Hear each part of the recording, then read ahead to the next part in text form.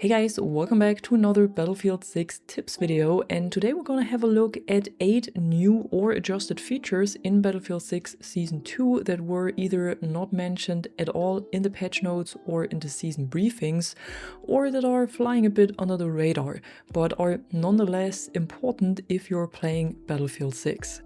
And we get right in with the new map Contaminated that was just added to the game with the start of Season 2, and this one has some interesting destructible objects that might not be obvious right away, but they can be used to your advantage. First of all, some of the walls inside the bunkers that are up on the mountain can be destroyed. These might be more obvious, of course, since their whole brick structure screams "get your hammer out and destroy me," and that can indeed be very useful to find enemies hiding behind them and to get rid of them. Secondly, you can let the ceiling of the bigger bunker with the antennas on top crash down on your enemies, or you destroy it from above to see what's going on down below. You can see it by these little cracks that the structure already has. But a little warning here also for the tank drivers: if you love to hop into one of the heavy tanks, so the main battle tanks, you might even crash through the ceiling with them if the ceiling was already cracked by a grenade or any other kind of explosion.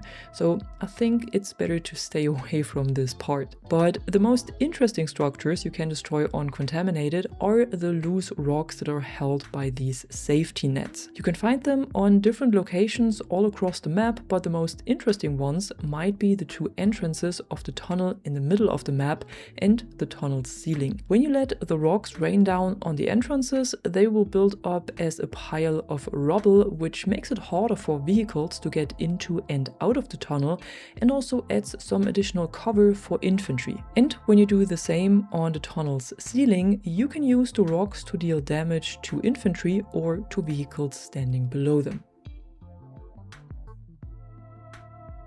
Next up, we have a new addition to the settings that allows you to turn the effect of flash grenades from bright to dark. This can be found under accessibility and then graphics quality settings, and once enabled, your screen will turn black instead of white when you have been hit by a flash grenade. Definitely useful if you prefer the dark mode for everything and you don't want to feel like a vampire in sunlight.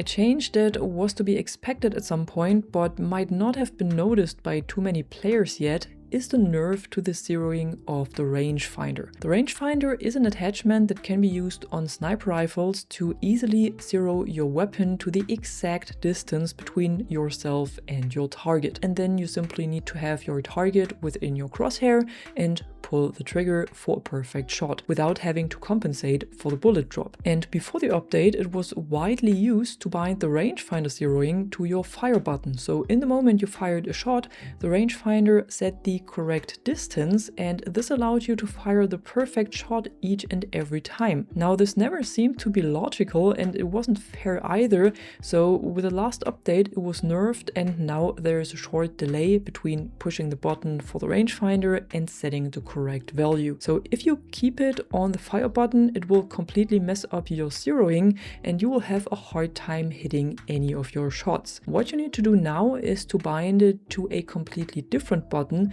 and then aim down sights, press that button, and then you can fire. So the rangefinder itself is still working in the same way, but you need to use it as intended and can't use this shortcut anymore. What was also changed is the range of the in-world spotting when you fire your weapon without a suppressor or a flash hider. Because if you were not aware of this, every time you fire your weapon in Battlefield 6 and you're not using a suppressor or a flash hider as a muzzle attachment, you will have a red dot above your head. The red dot appears when you start shooting and it disappears when you stop shooting, and this is visible for the whole enemy team. But there is a range within enemies will be able to see this. Before the update, this range was at 75 meters, so all enemies that were within this range around you saw the red dot, but now it was reduced to 54 meters, which is good. However, the only way to counter this red dot is to use a suppressor or a flash hider on your weapon, but then you will still be spotted as a red dot on the enemy's minimaps. And with a flash hider, the range of this red dot is pretty much infinite, but with a suppressor, it used to be 15 meters. So only enemies that were within 15 meters around you were able to see you as a red dot on their minimaps when you were shooting, which was a great thing. But with Season 2, this range was extended and is now 21 meters. So I'm guessing that this is kind of a trade for the reduction of the in-world spotting. Definitely something you should be aware of when you like to use suppressors, because especially in close quarters, this could make a difference. Now, moving on to some new additions to the UI and the main menu, we now have an additional stats screen on the profile page you can find when clicking the button for View All Stats in the bottom right. This will give you an extensive overview of everything you've done within your career so far, from score and revives to time spent on objectives or distance traveled in vehicles. All of this either summed up for all game modes or broken down for the separate modes. And in addition to this, you can also find your career's best stats that are parted into in a match and in a life. For example, how much damage you dealt in one life or how much score you earned in a match. And in the third category, you can see which accolades you have earned so far and how many of them. And then we also have two smaller tweaks to the UI elements. The first one is the symbol for the engineer class, which looks like a wrench now and closer resembles the engineer's role as the repair and anti-vehicle guy. Because before this change, I gotta be honest, I had sometimes even mixed up the symbols for the engineer and the recon class, and sometimes selected the recon even though I wanted the engineer, and the other way around, because they were so similar. But with the new one, this shouldn't happen anymore. And the second tweak or addition are the dots next to the ticket or score counter in escalation and breakthrough. These are supposed to better show how many points each team already has or how far the attackers in breakthrough have already moved forward. Probably not the most necessary addition, but still a nice little feature. And lastly, we have two new additions to the Battle Royale mode RedSec. The first one is a new limited Stricke Package that can be found in crates, saves, or mission reward drops, and allows you to call in a cloud of psychoactive smoke on a targeted location of the map. The smoke is the same that we have in the special event playlist for the new map Contaminated, and while it doesn't deal any damage to you, it will let you see and hear soldiers that are not actually existing and will impact your vision. To counter it, you can use the gas mask that is added to your inventory automatically, but keep in mind that this one has a timer as well. So once it runs out, your soldier will unequip the mask and you need to wait for the cooldown to run up before you can use it again. Plus, if you should get damaged inside the smoke, you cannot heal up anymore as long as you don't have your gas mask equipped.